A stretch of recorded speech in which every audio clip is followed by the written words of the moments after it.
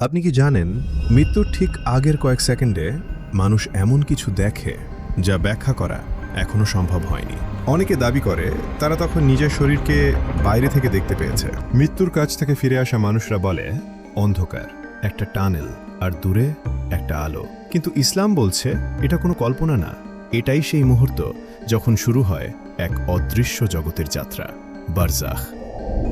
বিজ্ঞান এই ঘটনাকে বলে নিয়ার ডেথ এক্সপিরিয়েন্স। অনেকে বলে তারা নিজের শরীরকে বাইরে থেকে দেখেছে, চারপাশ অন্ধকার হয়ে গেছে, দূরে একটা আলো।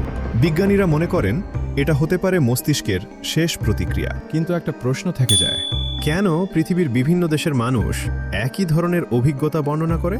টানেল, আলো, শরীরের বাইরে থেকে দেখা, এটা কি শুধুই মস্তিষ্কের খেলা, নাকি এর পেছনে লুকিয়ে আছে অন্য কোনো সত্য? কিন্তু ইসলাম এখানে ভিন্ন কথা বলে। মৃত্যুর সময় মানুষের কাছে ফেরেশতারা আসে। তারা বলে, ভয় পেও না, চিন্তা করো না।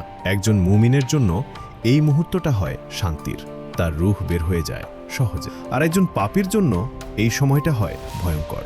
মৃত্যুর পর সব শেষ না, মানুষ প্রবেশ করে এক অদৃশ্য জগতে, যেখানে শুরু হয় মৃত্যুর পরের জীবন। তাহলে মানুষ যে আলো দেখে সেটা কি শুধু মস্তিষ্কের খেলা, নাকি সেটা এক নতুন বাস্তবতার প্রথম ঝলক? মৃত্যু শেষ না, বরং এক নতুন যাত্রার শুরু। আপনার কি মনে হয়? কমেন্টে জানান।